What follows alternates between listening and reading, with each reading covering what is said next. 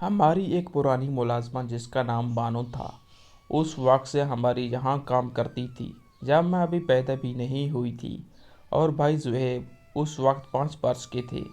بانو ہماری خاندانی ملازمہ تھی، ہمارے دادا جان کے زمانے سے تھی اور ہماری آیا بھی تھی، لیکن ہمارے گھر کے کام کر دیا کرتی تھی۔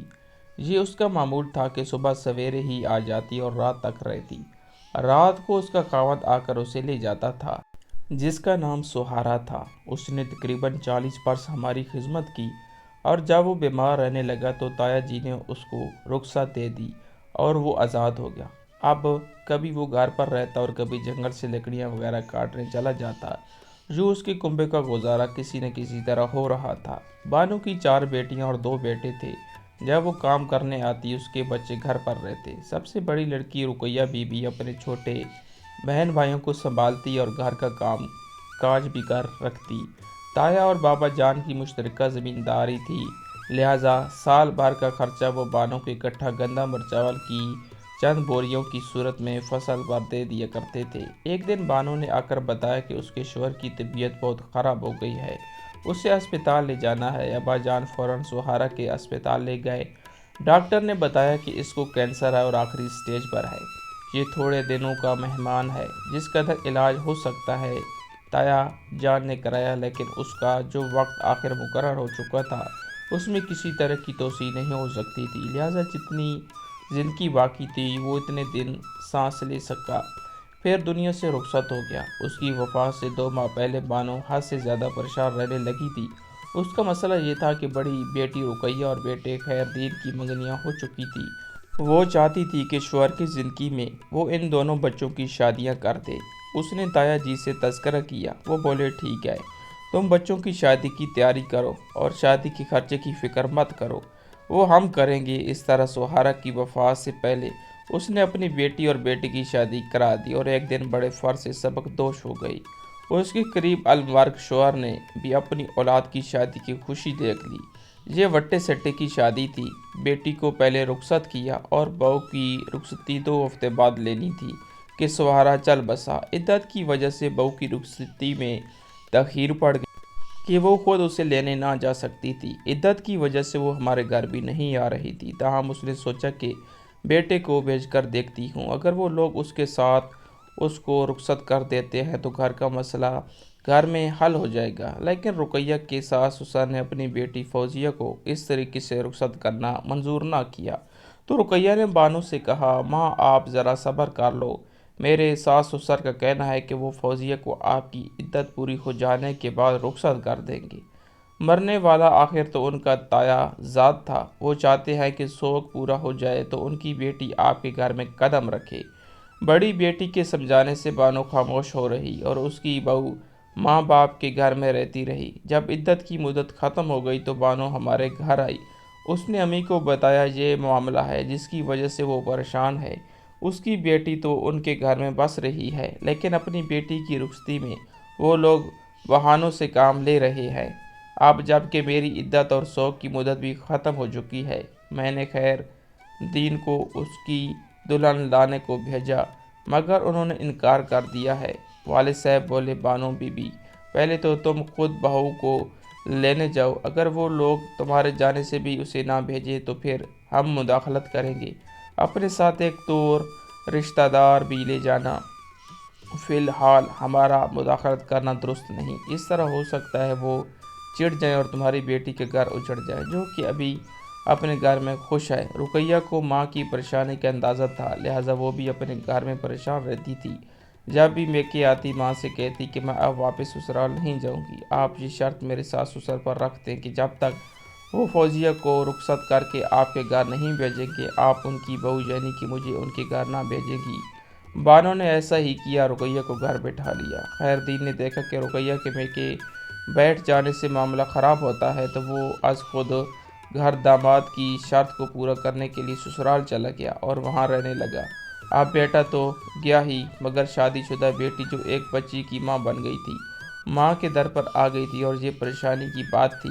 ماں نے رقیہ کو سمجھایا، بیٹی اگر ان لوگوں نے ضد پکڑ لی اور تم کو لینے کوئی نہ آیا تو عمر بھر میکے بیٹھی رہ جاؤ گی، اب تیری بچی کا کیا بنے گا؟ یقیناً وہ کسی دن آ کر اس کو تمہاری گود سے چھین کر لے جائیں گے۔ خیر دین سیانا لڑکا ہے، آج نہ کل وہ واپس آ ہی جائے گا اور ہم کو اکیلا نہیں چھوڑے گا، مگر تیرا اس ضد میں گھر نہ اجڑ جائے، لہٰذا تو اپنے گھر چلی جا۔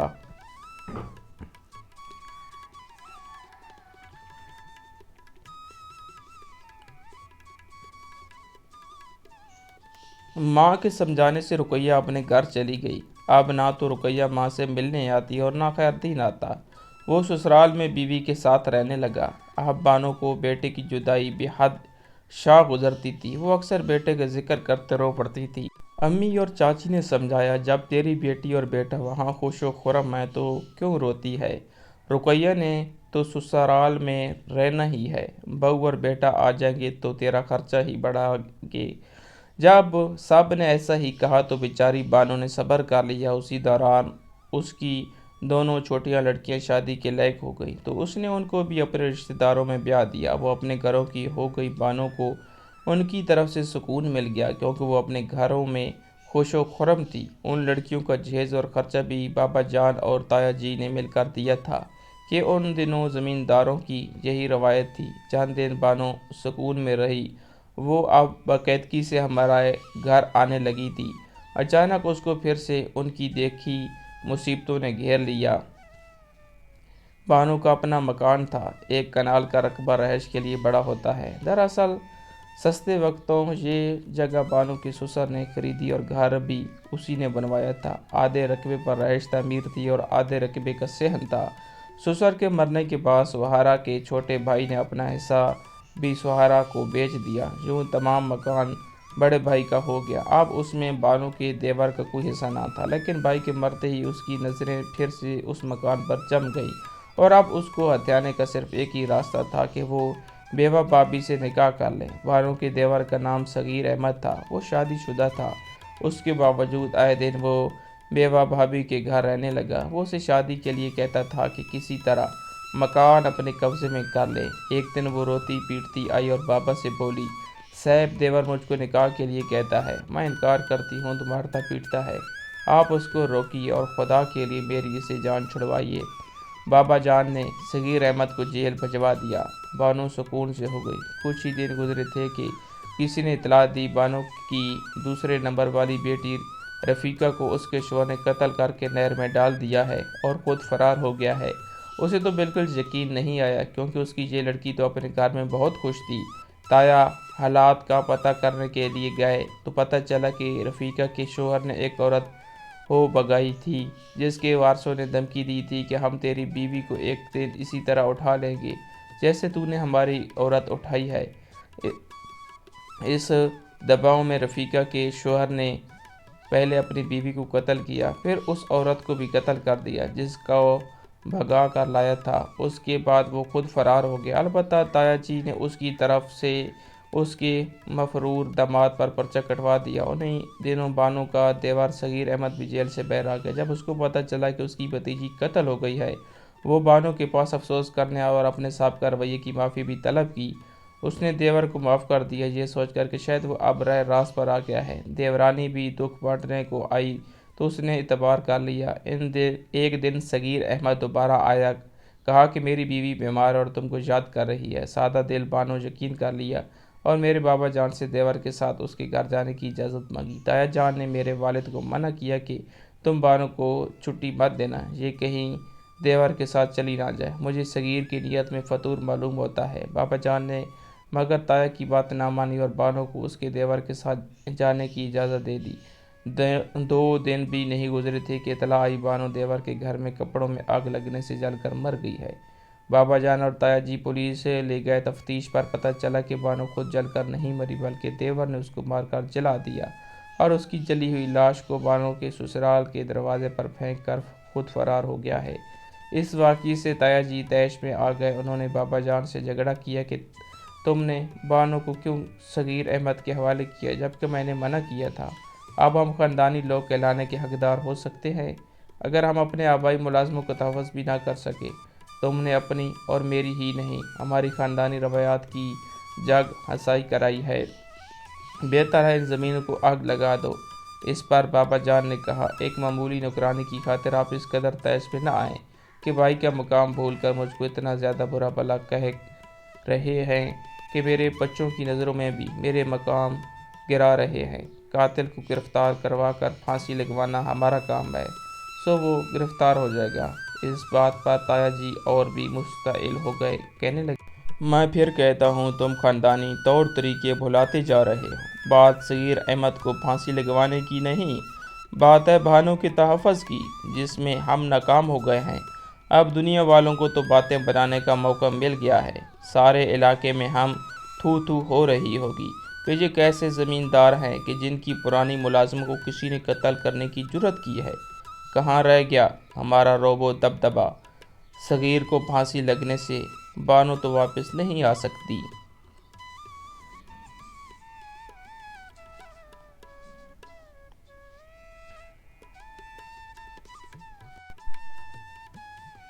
آپ اس کے دو چھوٹے بچوں کا کیا بنے گا؟ اگر وہ ہماری حویلی سے قدم نہ نکالتی اور ہمارے علاقے سے بھی باہر نہ جاتی تو میں دیکھتا کس کی جرت تھی، اس کی جان لیتا۔ خیر، اس طرح بات اتنی بڑی کہ تایا اور بابا جان بھی جھگڑا زیادہ ہو گیا، اس قدر کہ دونوں نے اپنی زمین الگ کر لی۔ میری منگنی تایا زاد فرید سے ہو چکی تھی، وہ بھی ٹوٹ گئی۔ اسی طرح میرے بھائی کی منگنی تایا کی بیٹی شاہانہ سے ہو چکی تھی، وہ بھی ختم ہو گئی۔ تایا نے زمین فروخت کر دی اور اپنے کنبے کو لے کر شہر منتقل ہو گئے اور اس کے بعد امریکہ چلے گئے۔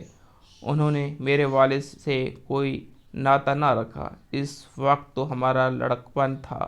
جب ہم بڑے ہو گئے ہم نے یہ باتیں سنی، دل میں اپنے تایا جی اور ان کی فیملی سے ملنے اور ان کو دیکھنے کا بڑا اشتیاق تھا، لیکن وہ تو ہمیشہ کے لیے ہم سے ناطہ توڑ چکے تھے، صرف ایک معمولی نوکرانی کی خاطر۔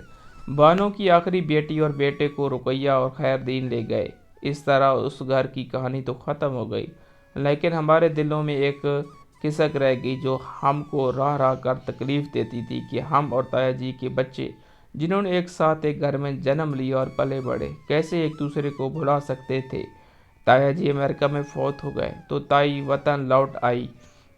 ان دنوں ابھی پاکستان وجود میں نہ آیا تھا اور ان کا میکہ دلی میں تھا۔ وہ اپنے میکے دلی چلی گئی اور ہم تو یہاں صادق آباد میں رہتے تھے۔ بعد میں پاکستان بن گیا، ہم ادھر اور وہ ادھر کے ہو رہے۔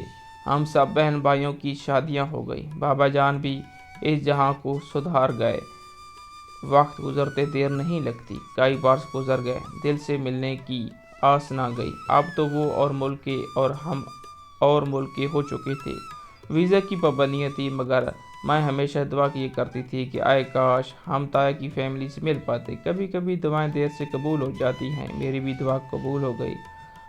ہوا یوں کہ ہماری ایک پھوپھی گوجرانوالے سے لاہور شفٹ ہو گئی تھی۔ ان کے بیٹے کی شادی کا کارڈ ملا تو ہم مقررہ تاریخ سے 2 دن پہلے صادق آباد سے بذریعہ کار لاہور روانہ ہو گئے۔ جب پھوپھو کے گھر کے نزدیک پہنچے تو یوں ہی ہماری کار ان کے گھر کی گلی میں داخل ہوئی، پیچھے اور کاریں بھی آ گئی اور ہم آگے پیچھے ان کے بنگلے کے گیٹ سے اندر پہنچے۔ پھوپھو نے استقبال کیا، ہم سے مل رہی تھی کہ پچھلی کار کے مہمانوں کو دیکھ کر ان کی طرف لپکی اور محبت سے ایک ایک کو گلے لگانے لگی۔ امی نے حیرت سے دیکھا اور ارے بھابھی جان کہہ کر وہ ایک بوڑھے خاتون کی طرف دوڑی۔ یہ ہماری تائی تھی اور ان کے ساتھ شاہانہ اور فرید تھے۔ جب میں نے اور زہیب نے شاہانہ اور فرید کو دیکھا تو ہماری آنکھوں میں آنسو بھر آئے۔ اللہ تعالیٰ نے مدت بعد ہم کو ملا دیا تھا، لیکن کس طرح؟ میں اپنے شوہر اور بچوں کے ساتھ تھی اور زہیب اپنی بیوی اور بیٹی کے ہمراہ۔ ادھر شاہانہ اپنے 2 بچوں کے ہمراہ آئی تھی۔ ہم 2 کاروں میں آئے تھے اور وہ بھی 2 ادھر ٹیکسی کار میں آئے تھے۔ اس روز مجھ کو خوشی کے ساتھ ایک نامعلوم سا دکھ تکلیف دے رہا تھا کہ اگر تایا جی اتنا غصہ نہ کرتے تو شاید ہم سب ایک ہوتے، لیکن نہیں، وقت نے اپنے فیصلے ہوتے ہیں۔ کوئی نہیں جانتا کہ آج جو ہے وہ کل ہوگا کہ نہیں، اور اس کی جگہ کیا ہونے والا ہے۔ اس دن میں سوچتی رہ گئی کہ پرانے وقتوں کے لوگ بھی کیسے پختہ سوچ کے مالک ہوتے تھے۔ جس ریت روایت کو وہ مقدم سمجھتے تھے، اس کی پاسداری میں وہ بڑی سے بڑی قربانی دینے سے بھی گریز نہیں کرتے، اور ایک بار جو فیصلہ کر لیتے پھر اس پر قائم رہتے۔ یوں ہماری محبت بڑوں کی انا کی پیٹھ چڑھ گئی۔ اس لیے بڑوں سے گزارش ہے کہ خدارا ناراضگی کو اس حد تک نہ لیا جائے کہ اپنے ہی پرائے ہو جائیں۔ کیسی لگی یہ میری درد بھری کہانی؟ کمنٹس باکس میں ضرور بتائیں۔ اللہ حافظ۔